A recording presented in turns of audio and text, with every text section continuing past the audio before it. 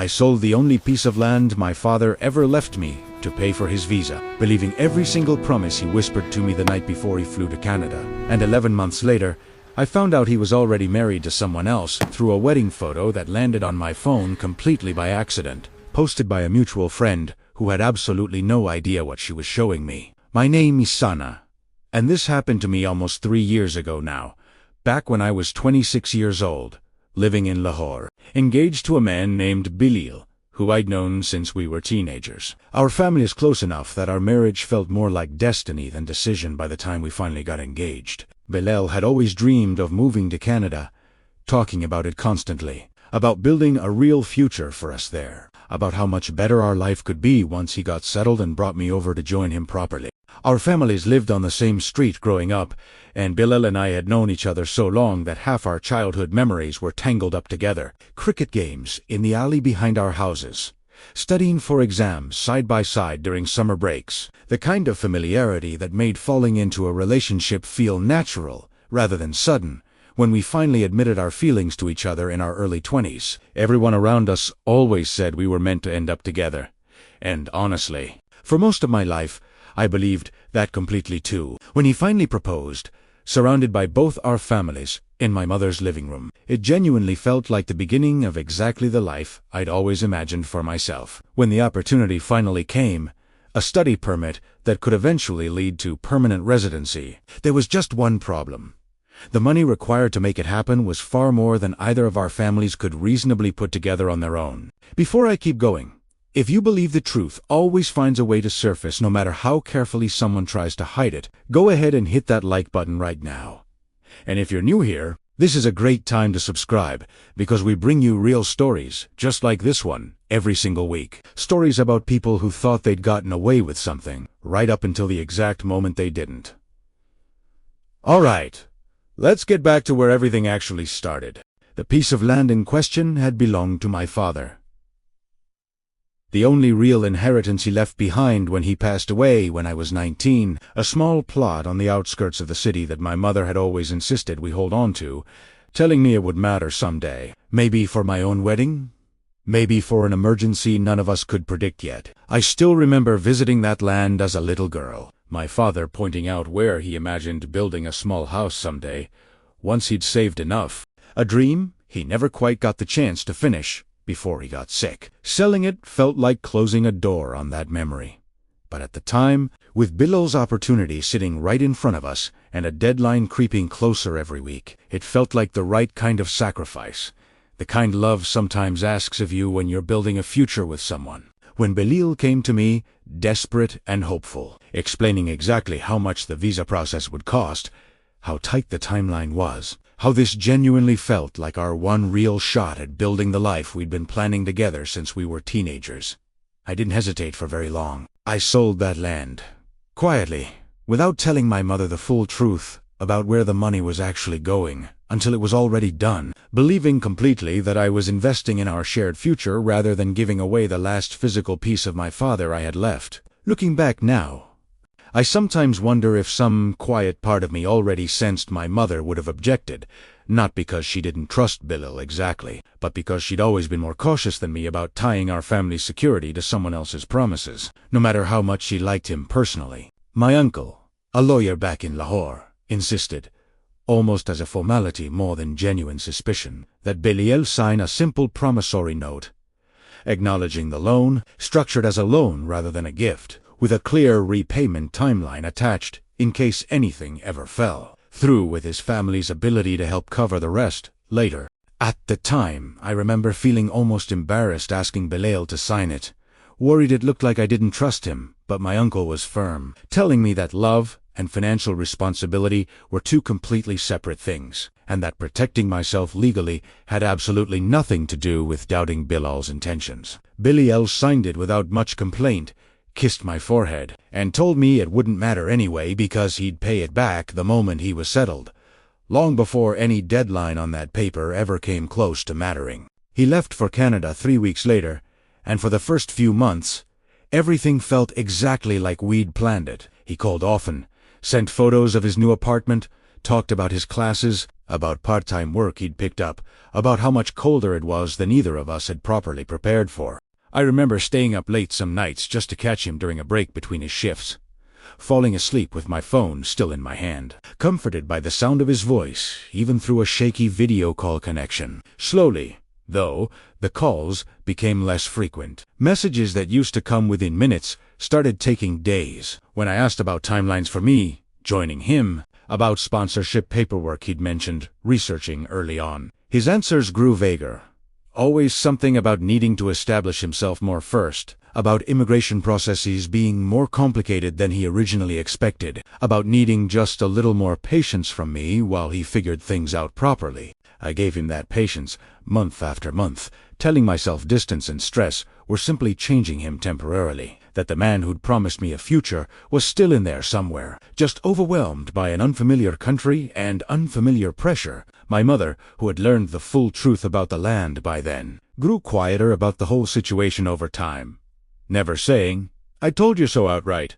But I could see the worry building behind her eyes every time Bilal's name came up at dinner. What I didn't know, what I had absolutely no way of knowing from thousands of miles away, was that Bilal had met a woman named Emily within his first few months in Canada, a Canadian citizen, and had begun quietly building an entirely different future with her, while still calling me his fiancé every single time we spoke. Here's the part of the story I really need you to sit with for a moment, because what happened next wasn't just heartbreak. It revealed something far more calculated than either Emily or I initially understood. Bilal married Emily in a small courthouse ceremony just 11 months after arriving in Canada. A timeline immigration lawyers would later tell me was suspiciously fast for a genuine relationship, though, at the time, Emily herself had absolutely no reason to question it, believing completely that she'd found real love with a kind, hard-working man, building a life for the two of them together. I found out through a mutual friend from back home who had somehow connected with Emily on social media. Seeing wedding photos posted publicly and,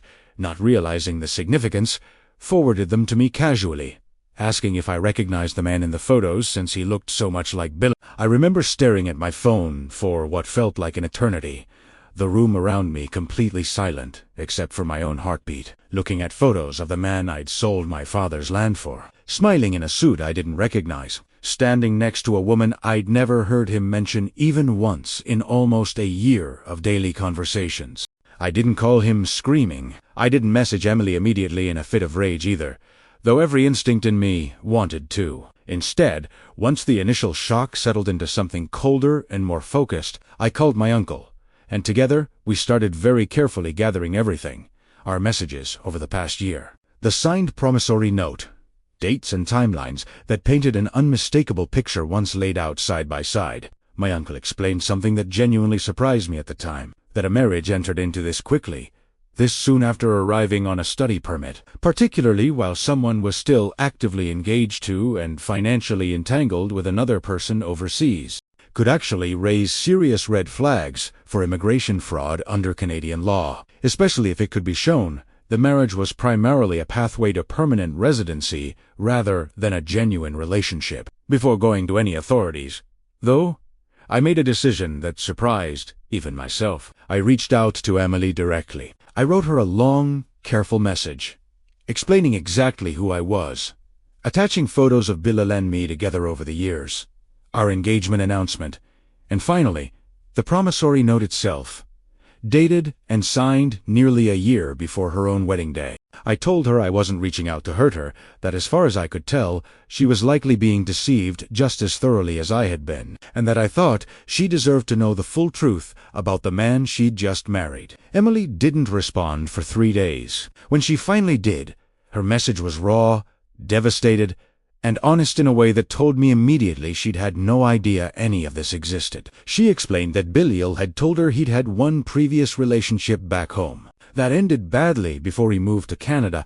Nothing about an active engagement, nothing about borrowed money, nothing about a woman still waiting faithfully for sponsorship paperwork that, we now both understood clearly, was never actually coming. Over the following weeks, Emily and I, two women on opposite sides of the world who had never once expected to speak to each other, pieced together the full picture of exactly what Bilal had done, comparing timelines, messages, promises made to each of us that directly contradicted what he'd told the other. it became painfully clear that Belil had been running two completely separate lives simultaneously, keeping me financially and emotionally tied to him back home, while building permanent status for himself in Canada through Emily, likely with every intention of eventually leaving her to once his residency was fully secured. Emily, devastated but clear-eyed once the shock wore off, contacted an immigration lawyer of her own, and together, with my documentation and her first-hand testimony about the true nature and timeline of their relationship, we filed formal complaints,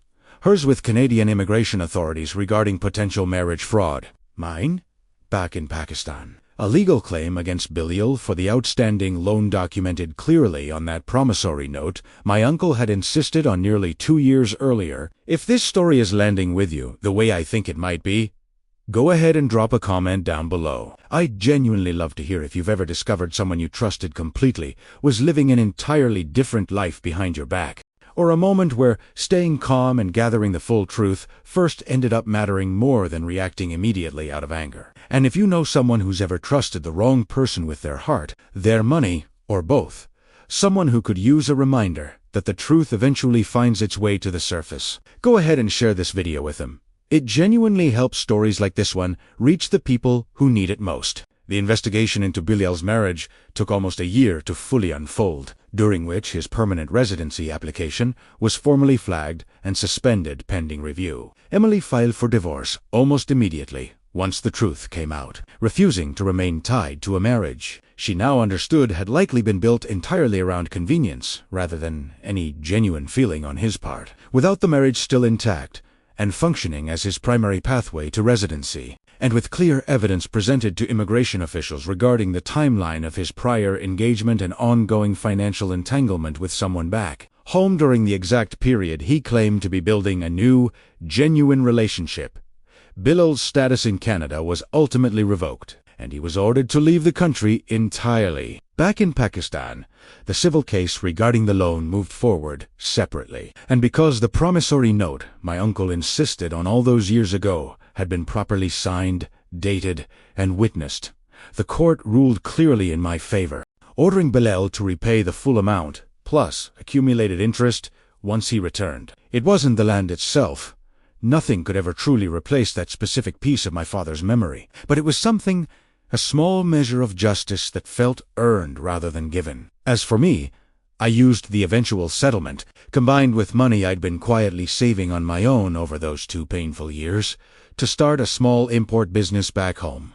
Something entirely mine, built without depending on anyone else's promises to make it real. It started small, just a few shipments of handmade textiles and home goods sourced from artisans in different parts of Punjab, sold mostly through word of mouth, and a simple online store I taught myself to build during long nights when sleep wouldn't come easily anyway. Watching it slowly grow over the past year, seeing my own name on the paperwork, instead of waiting for someone else's name to define my future, has honestly given me a kind of quiet confidence I don't think I ever fully had before all of this happened. Emily and I still talked occasionally, an unlikely friendship born out of the worst betrayal either of us had ever experienced. 2 women who could have easily turned on each other, but chose instead to see clearly who the real problem actually was. She's mentioned more than once how strange it still feels that the person who could have easily become her enemy instead became one of the few people who truly understood exactly what she'd been through, without needing every detail explained twice.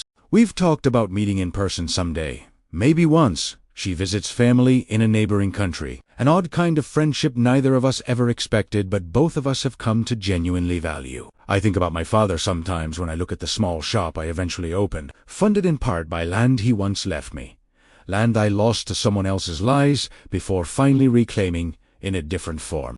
Through my own hard work and a promissory note I almost felt embarrassed asking for in the first place. My mother keeps a small photo of that old plot of land on her nightstand still. And every time I visit her now, successful in a way I built entirely on my own terms, she reminds me gently that he would have been proud, not of the land itself, but of what I managed to build back out of losing it. If this story meant something to you, make sure you're subscribed so you don't miss the next one, because there are plenty more stories just like this one on the way. Thanks so much for watching, and I'll see you in the next video.